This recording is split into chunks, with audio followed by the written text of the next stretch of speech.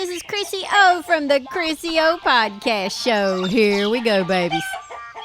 Hey, y'all, this is Chrissy O here from the Chrissy O Show, and today I have a fabulous guest on. I have been waiting for this because he's one of my favorite TikTokers. I have Jay here from Short Valley Farm. Thank you for being here today with us, Jay. Thank you for having us. Yeah, we were working on trying to figure out what we were going to call it when we first moved in, and we worked on it for quite a few days. And we have two reasons. One is because we are in a very short, small valley, and my cat, who is just the greatest animal in the world, his name is Shorty. We call him Short. The two lined up, which ended up being named after him. So more or less because of the cat. That is so cute. I think that's absolutely adorable. I love it. So do you still have the cat, or is he hanging around? Or He is here. He is living life to his fullest and happy and healthy. Oh, that is wonderful. Well, kudos to the cat for helping name the farm. It's always a good sign there when you got a good animal. That means you're probably going to have good animals to pack into the farm. And we have quite a few of them. That is so cool. Well, kudos to the cat. I do appreciate that. And now I want to ask another question, because I think people just want to know, and they kind of want to get to know people who have these really great social media platforms. Now, your Short Valley Farm, you guys are located in Pennsylvania. Yep. And you started with what? What type of animal did you actually start with? Obviously, it was a kitty cat, but what kind of animal did you decide? So the whole thing was kind of just handed to us when we bought the place about 5 years ago. We knew there was about 7 or 8 chickens running around. We knew we had 3 goats.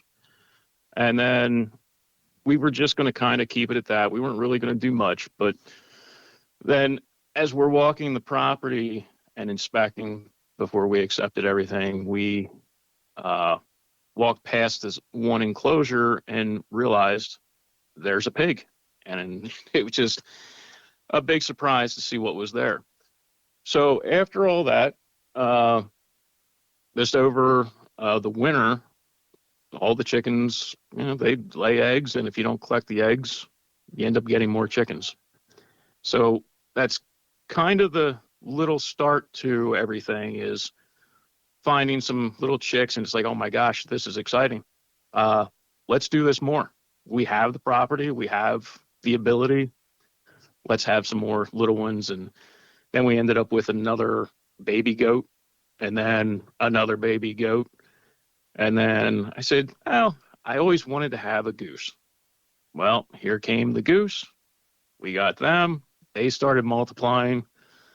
And sure enough, later on, here come the turkey and so on. So it's a start of getting it handed to you at first, and then just getting everything to yourself of what you want. Was there like a big question of what you did want and what you didn't want to do after you got into it? After we got into it, what we really decided we didn't want to do was goats. And not that I don't like goats, that just gets to be more of a hassle than what we're willing to be able to put out there and do. But my main part was, I never wanted, I said to everyone, let's make sure we don't go too far with it, that we never don't care about the animals. When we get to a point of either it's having too many or whatever it is, to that point where you see people just don't care anymore about them. They don't pick them up. They don't care about them. They don't give them the love that they need. I said, I never want to get to that point. I always want to care about every animal that goes in and out. That makes a whole lot of sense. And, and it is the same for me too. Plus, I'm that type of person. I can't really keep my hands off of them, because I am such when it comes to really, really, really just loving on these birds and loving on the animals and stuff, I am all over them. And I know I probably shouldn't be, but I can't help it. Right, and we have it that way too. There are just certain chickens that just have a little something extra. They have a little bit of, you pick it up and you feel them tuck in, that they give you a hug back, they give you that love back, and it's an amazing. As you were growing up as a kid, you were always taught it's just a chicken. That's all it is. Well, we got older, we realized there's more than just a chicken there. True. Very, very true. And it's just, I don't know, every animal, I don't care what you're dealing with. I don't care if it's a bird, a dog, a cat, a cow, a chicken. They have their own personality. They really do. Is there any type of personality or any breed of animal that has a personality that just you connect to more so than the others that you have on the farm? I would actually say the the turkey and the geese. We connect really well. Like you'll see some of my videos. You will hear or you will see a turkey or a goose in every one of the videos, and it just, no matter what you do, no matter where you go, they are behind you. They're trying to get your attention. They're talking to you. They just want to be part of what you're doing. They're always so cute, especially on some of the videos when you're trying to have a conversation. And I've seen it and I've laughed so hard. When you're trying to have that conversation and you're on the TikTok and you're trying to do a video, and here comes the turkey head just popping right in the middle of your video. Is like, hey, how y'all doing? I'm right here. Just everybody stare at me because it's all about me. And then you see those beautiful geese. And I want, if you don't mind, I want to talk a little bit about the geese with the curly feathers. Holy cow. I would have like a yard full of those. Those are just like so pretty to look at. But it's like the geese and those types of geese and your turkeys are always competing for something. I don't know what it is. Like, hey, film me. I'm the ham for today. Absolutely. They always want to be on video. And the geese, they are the Sebastable geese. And when I said I wanted geese, I just thought a goose. I never knew that there was more than just a Canadian goose or a Chinese goose. It was, you look online and you go to order something and it's like, oh my gosh, look at these. These are like ballerinas. This is amazing. And I saw that and I said, that's what I want. And sure enough, just like the turkeys, they are always competing for that little bit of time with you. They always want to be the one that's closer. They always want to be the one that's near you. Not necessarily, they don't want picked up, they don't want touched, but they want to be the ones that just come by and just graze you just a little bit on the leg or something like that. They are so cute, and especially, being able to hand feed, which I'm for sure is a big part of, your connection to your animals on the farm, taking care of them, is they're so comfortable with you. And for me, that resonates. If I see other people that have, I don't know, like you said before, they're not paying attention to the animals because they've got so many and they're overwhelmed with everything. I mean, to me, animals are kind of like us. They need that interaction. They need that little chitty chat. But I mean, you can just walk out with a handful of feed and everybody's like, oh my God, he's here. Let's go get whatever it is and chew on his fingers. And it's the best part of the day. Yeah, it's so relaxing. I would rather sit outside and watch my birds or listen to the birds or watch TikTok videos of other people's animals, It's just very Absolutely. relaxing. It's like stress free. 100% agree with you. It is wonderful to walk outside and just see everybody come over, and you don't have to have food. They want to be there, and that they enjoy it. And it's sad for some of the people that don't take the time and listen, because like I said, we were taught as we were growing up that they're just animals, that you don't always care for them the way that you do when you were a kid. Like when you'd pick up a chick from the farm store and you'd hold it and you'd want to cuddle it, and you're always told that's a farm animal. That's not that has no feelings. They do. They have tons of feelings. They do. You can see it in their eyes a lot too. And if you're around your animals enough, they will tell you almost what they're thinking and or if something's going on. I know just as well if one of my animals has a little something not right, because it's like they're trying to tell you, they're trying to convey that message without words. It's the way they look at you, the way they turn and give you that one eye that says, "Hey, I'm not feeling so well. Hey, I'm a little cold today." Just a little bit of body movement, and it's the one part of being able to sit down with them and take your time and just pay attention to everything that's going on. That sometimes is your best tool as a farmer, is to take and sit down for a few minutes and listen and watch.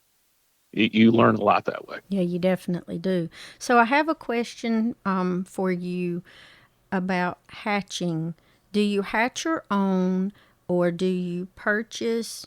Do you sell what you hatch? How does that process on your particular farm work, and how do you like to go about doing that to make sure that birds and quality of birds are like pristine? So most of, I would say probably 95% of what we have here is hatched all by ourselves. So we do that, and a lot of the way is choosing. So like the geese, we just, whatever they want to do, that's the eggs that we'll hatch, or we will sell fertilized eggs local to people. Same as the chickens. With that, we offer, say, the rainbow mix eggs. We'll offer them to sell, but we will also hatch them and offer them local sell once they hatch. And it depends on egg coloring, depends on the bird itself. A lot of times we have to, unfortunately, take a rooster or a hen out of the breeding program that we do for simple little things, whether it's height or size, anything like that. And it's not about, I don't know how I really want to explain it. It's not about the look of the bird. One we're working on is the size of the bird. So we're trying to get some that are bigger. So we have roosters that are running around that are about 15 pounds and about 3 foot tall. So Holy cow. some big boys, yes. And we use them now that we're getting more into it. And that was another one of the reasons why we do what we do, is because of one rooster we had. His name is Chunky. He's on some of my videos. He's a very big boy. I said, wouldn't it be interesting just to try and make a bigger rooster, that one that nobody's ever seen before, just for fun? And it started that way. Now we're kind of competing with ourselves to try and get a bigger chicken. So we breed for size, and on the opposite scale, we breed for a smaller size. We have, as everybody likes, the little Seramas, or the, see if I say it right, the Kikirikis, the really tiny little Yeah, I ones. have a hard time with that. Yeah, so everybody likes those, the real tiny guys. And so those are the two things that we really go for. But then when we go for pure breed, we really try to stick with everything that is the breed standard. So we look up every aspect to what a copper Marans is supposed to be, or the rare breed of the Indio Gigantes, the real tall ones that you've seen on the videos before. So we try everything we can to keep that breed standard. Now, do you have your own brooders? Do you make your own brooders, or do you purchase brooders? Because I think when people are getting more into homesteading, farmsteading, or maybe even thinking about starting a farm with birds or whatever animals that they like, there's so much material for them to look up and to see, like, what do I want to do. It's always nice to get ideas from people, because like I always tell people, I mean, you do you, boo, you do whatever it is that you feel like you want to do, but I still like to hear from other people, because sometimes you can tweak a little bit. Like if something doesn't work for me, then I can go and listen to like your TikToks, your Instagrams, your YouTube channel, and I'm like, well, wow, that's a great idea. Why don't I implement that and do that, you know? So is there any insight you can give people on that? So when we first started out, it was uh, just like most people, you have to go buy new. You have to make sure everything's nice. Clean out the chick pen every so many days, make sure everything's clean and tidy. And if somebody saw it, you don't want it to look like a mess or anything. And after a while, you learn that a mess is always going to be there. You have to work on getting to what is the most important thing. Also, the main rule we are working on is don't go in debt. Don't spend more than what you have, because what you pay for $1,000 of brooders is just as easy to take some scrap plywood and build something that's just junk laying around, and it works just as good, if not better. True. I will agree to that wholeheartedly. So when I'm all about reusing, reducing, and recycling what I have out here on my yard. One of the things that has bugged me the most is trying to navigate cleaning barns out and doing that thing. And you hear people talk about deep litter method, or, you know, cleaning out once a week or whatever. Is there any type of method that you find just specifically for you that seems to work better for you and your schedule and your birds best than all of the ones you've heard of? Well, I don't think there's any specifically that works better than any other. We do every type of method you can think of. Say our barn, a section of that barn, we do a deep litter method, and another section of the barn that has chicks in or something like that are is our grow out area. It might be a weekly clean out or a month, or it really depends on the schedule of what we have, them turning around and going into their next enclosure or what it is. And some of them, we don't have any kind of clean out schedule, because we'll move the enclosure that they're in, because we have fencing that we make a spot for them, and it'll be an all natural spot. So they scratch the ground, they eat the bugs, we move all of their stuff into another section, and everything there of their waste ends up being fertilizer for the yard and food that's going to grow there next time for the next group. That's great. Now, besides poultry and birds and your other your animals that you have on your farm, do you do any type of produce or anything like that? We haven't gotten much into it, except for a little bit of what we do for ourselves. I really do enjoy gardening. Uh, I've been told I grow some of the greatest tomatoes in the area, so it is one of my favorite things to grow is tomato. Uh, but yeah, we haven't really gotten much into it. I'm hoping next year we will a little bit more. That sounds awesome. So, another question, because I want to, get everybody familiar with who you are with Short Valley Farm. You have your Instagram, your YouTube channel, and your TikTok channel. What was the reasoning, or did you have a reasoning or a purpose behind starting that, in particular with your Short Valley Farm? There is a small reason why it got started. So I am a very bashful person when it comes to being on camera, having my voice on camera, or anywhere dealing with any social media or anything to do with it. I kind of wanted to show my son that anybody can do it if you put the work and effort into it. So it just kind of grew that way. I just thought, well, if I just post a couple videos, I don't have to really do much, just to show him what it is. And then all of a sudden I realized I like doing it. And I So I thought people actually like seeing what I'm doing. People are commenting; they like seeing what I'm doing. So I'm now getting that confidence and the reassurance from other people that they're enjoying it. So it feels good. Oh, yeah. It's awesome. It is very good. And plus, you get to meet some really cool people. Absolutely, I wouldn't have met you if we wouldn't have done it. I appreciate it because, as like I was telling my husband, I said, you know, I have sent him so many messages, and he's probably like, what is this nut job doing? And I'm like asking questions about, okay, my guinea figgy has like terrible splay leg. What do I do? Band-aid fix. Great. I go look at your YouTube channel. I look at how to do splay leg. Oh, that's freaking awesome. But you've been doing it so long and so passionately. I think it really speaks volumes.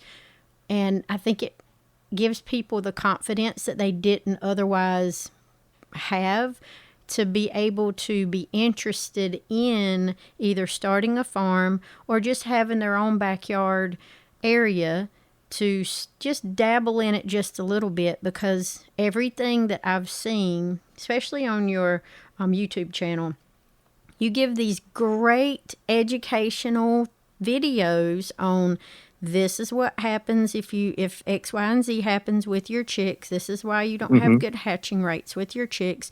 Blah blah blah. Here's splay leg and those types of things. It's a wealth of knowledge that you have that's a little different from all the other people that I've seen, and I think that kind of draws you in a little bit. And then you're like, oh wow, okay, cool, and you're so down to earth to talk to. I like that period because so many other people you talk to, they're cocky as all get out, and I'm like, oh, so done. Right, right. Like they know everything there is to know about everything, and and that's the thing is why I like to try and do it the way I do and say this is the way I do it. It's there's so many different other ways to do things. I'm not telling you what to do. I'm letting you know this is how we do it. I hope it helps at least one person. If it helps at least one bird survive, if it just one person remembers that this is how you do something, even when I'm long gone, I'm not around anymore. If I helped one person, I'm happy. Yeah, I mean, that's the point. And I think in the homesteading and farming and farmsteading community, I think we kind of realize over the last years, many, multiple years, and people have been doing this for eons, you kind of realize who you can depend on, who you can ask, and who your circle actually in that community will be, because there's always going to be something weird that pops up that you've never had before. And if you don't know how to do it, you Hmm. got to have somebody in your community is like, hey, bingo, I dealt with that, and this is how I did XYZ. Absolutely. Rely on other people. Listen to what everybody has to say. Don't trust everything they say. Do your own research, but definitely listen to everybody's ideas. Not everybody has the key fix every time. No. And if they say they do, they're lying. Absolutely. If they know 100% this is how you do this, yeah, turn the other way. Go find an old time farmer who is cutting an apple with the pocket knife he just pulled out of his back pocket and sit and listen to him. Yep. And that's why I miss my grandparents so much, because both sets of my grandparents, one side of my family, they were tobacco farmers, tenant Hmm. farmers, and the other side of my family, my set of grandparents, were produce farmers.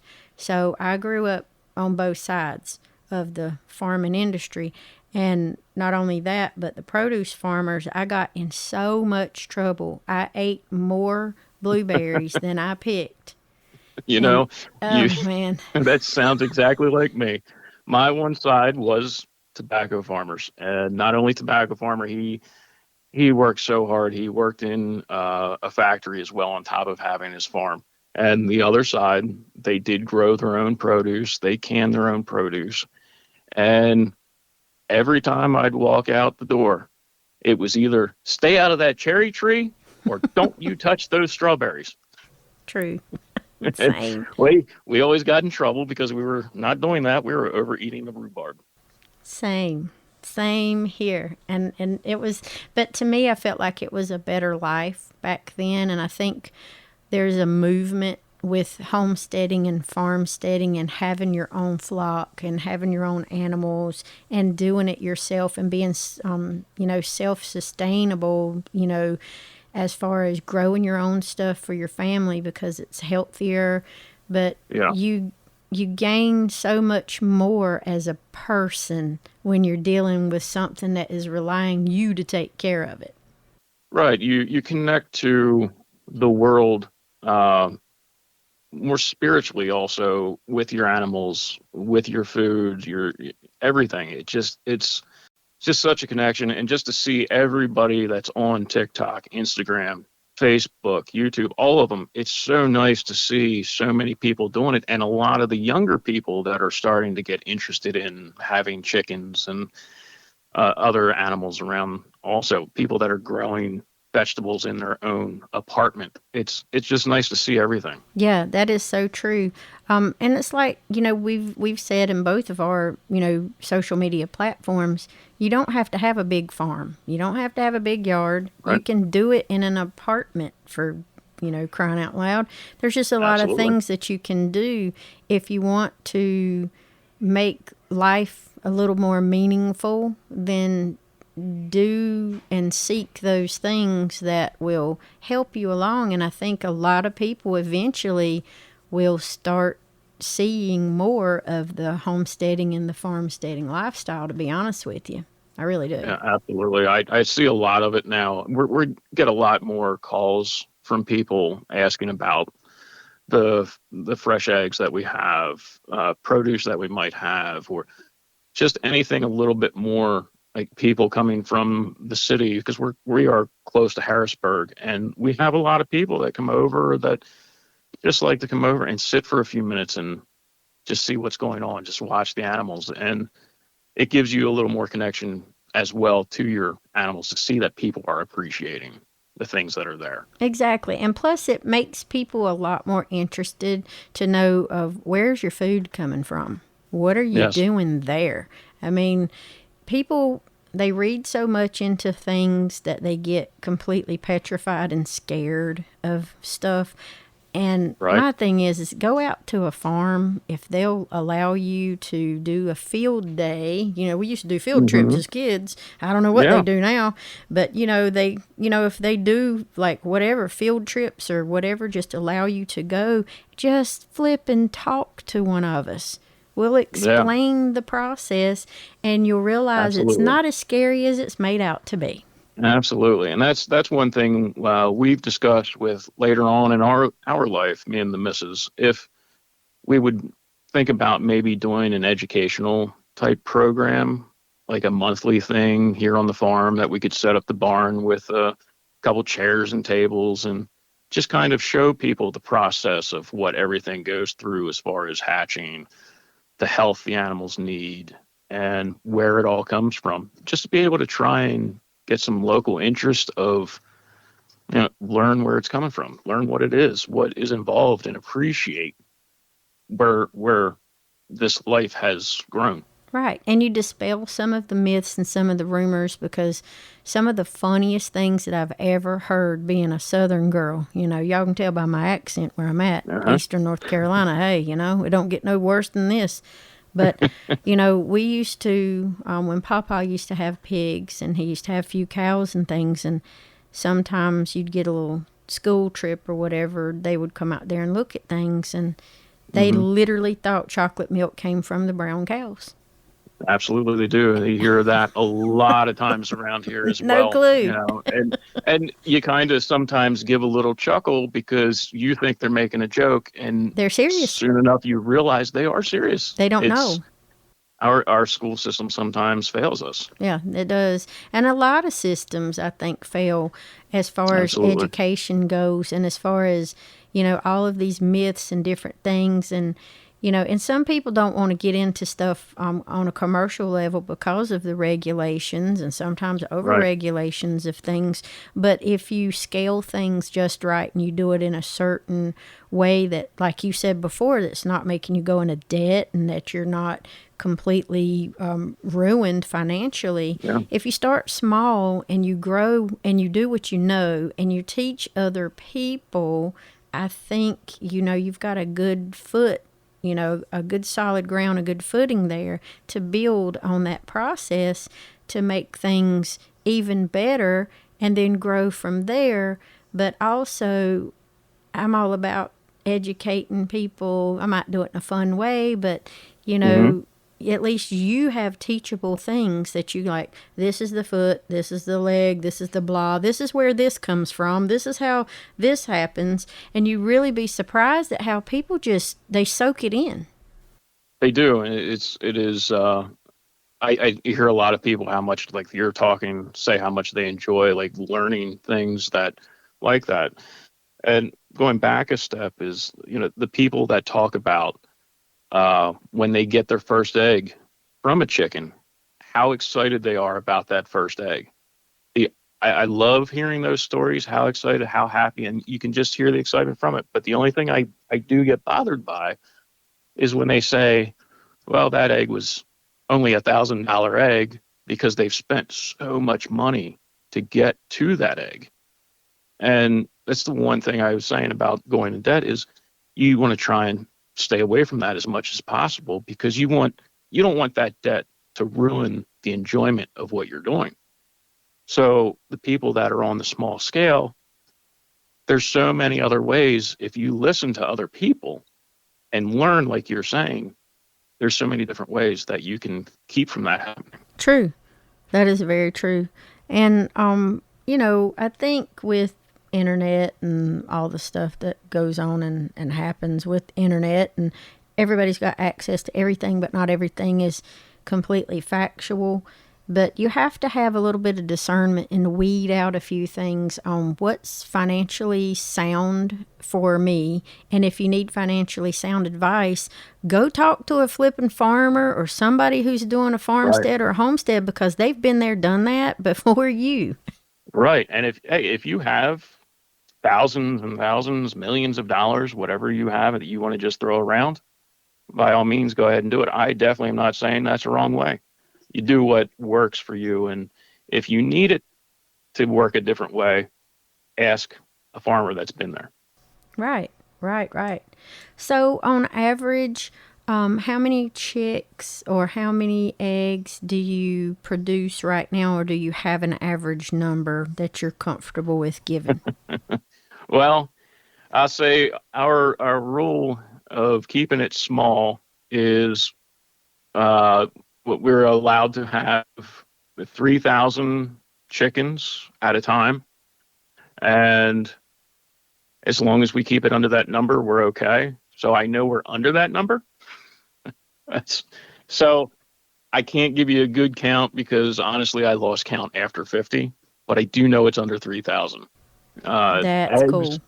eggs, it's pretty much random all the time. And we don't always like we're not breeding just for the egg purpose. So you have your commercial breeds, your Rhode Island Reds, your White Leghorns that produce an egg almost every day.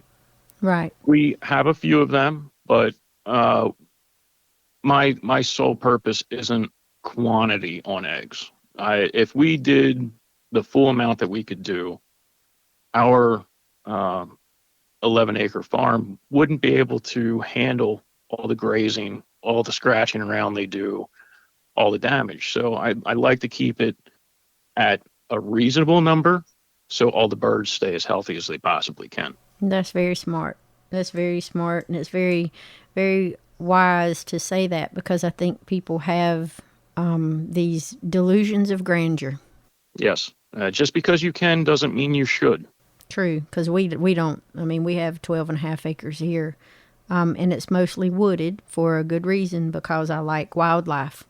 And we have, Right. deer, and we have the wild turkeys, and we have Yes. bobwhite quails that we, add back to our stuff that we have here. And I think it's really important to keep, my woods surrounded with good things. And my oldest son is actually starting to grow some stuff that will be very beneficial to deer and other game animals so they can forage and feast and do things like that. I think it's really important to not take all of your resources that you have and just let it do, because you'd be surprised at people. They're like, oh my gosh, there's 10 acres. I'm going to go buy that 10 acres and I'm going to plant fruit trees and I'm going to do this and I'm going to do that. And then by the first year, everybody's almost divorced. Right. And they're exactly that. And, you know, your land is used up and all your wildlife is coming in and eating all of everything you did because you took everything away from them. So, I mean, we have a small area that we leave for the wildlife. And every morning you see the deer, you see the turkey, they come into those areas and they enjoy that spot. And they usually stay out of the chicken area. So, and not always, they do like to come in every now and then and visit some of the turkeys at times, but you have to not only take care of yourself, we have to definitely give back to our wildlife and things like that. Definitely, because you don't want, predators, bad predators. And it's like with us, we have a place far on the backside of our property where we feed those particular passerbys that we see on our trail cams deep in the woods. Mm-hmm. So, you got the coyote and the neighbors had a bear and all that stuff. So I'm like, yeah, buddy, I'm going to give you all the ham bones you want. I'm going to give you tons of scraps, and I hope your cholesterol's 1,000, and just don't come in and snack on my babies. Stay fat and happy away from us. That's the truth. And that's it. And everybody has their way of doing it, and I agree with you on that. And that's, we try and do that as much as possible as well. It's not as, we don't have the bears usually like you do, so I'm thankful for that. But at times we have some weasels or something like that, and you get a little bit of a menace. But people, you have to understand the animals, the hawks, the eagles, the bears, the coyotes, they all have to eat.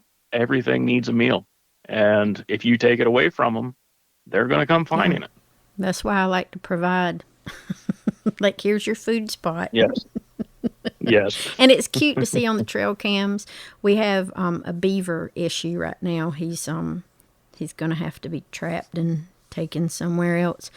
But he is cutting down all my beautiful river birch trees, and he's building a lovely dam in our creek, which is not good because that causes flooding and all that. And I think he brought his wife or his mistress or somebody. He brought a friend, and it literally looks like I have a whole side over there of nothing but punji sticks. I'm like, really, dude? Like, really? We had a problem with them before. We got rid of them, and now we're back to, again, where they've found us. Yeah. Yeah, it's amazing how fast they can populate an area. And they're a nuisance here. That and the nutria rats. They're a big nuisance. But the nutria, I mean, they're kind of cute, right? Well, they're very stinky. We don't have a lot of skunks in my area. We just don't have, skunks around here that I've seen. We do. Yeah. Well, they kind of smell like that. Really? Yeah, they stink. I never knew that. I know there was something, I watched a TV show about the nutria. I never knew it until just the other week, where people get what's called nutria itch from them. Mm-hmm. Oh, that sounds horrible. I'm not going to get close enough to it, but if they get close enough, that's why we have dogs on our property. Same. I have a 115-pound European boxer named Vader. Such a squishy, adorable face, but him rolling around on his back in some of the videos you have, it is one of the most adorable dogs ever. He is not. He's not a friendly camper, and for good reason, because he's our farm dog, and that's what he does. He patrols our perimeter, and he knows. And I tell people all the time, I don't care how cute you think he is. If you're coming over, especially family or friends, if you're coming over, you better let me know. Right. We have the same. If you're unannounced, I'm sorry. You've been told. Yeah, this same with Good our luck. Gus. He is, oh my God, he's the love of the world. He is my best friend, but he's not always friendly with every delivery driver or customer that comes over. So we did make sure that it's known if you're coming in between 11 and 5 of our hours, you're Mm-hmm. okay. But if you're coming in before or after, a little notice would be nice because he is doing his job. He Yeah. is a very good livestock guardian dog. What Very type of dog not is good. he? Because he's cute. Oh, he's adorable, isn't he? He is believed to be part uh, uh, American bully and dachshund. Really? Yes, he is. He is an amazing, and everybody loves him when they see him. When he gets friendly with somebody, Yeah. he is so muscular. He's got those short little legs, and he's just got so much muscle in him. Everybody thinks that's adorable, and he's just a fantastic dog. He's what keeps a lot of the flocks safe. Yeah. Same If he here. sees a bird, an eagle, if he goes outside, they know to stay away.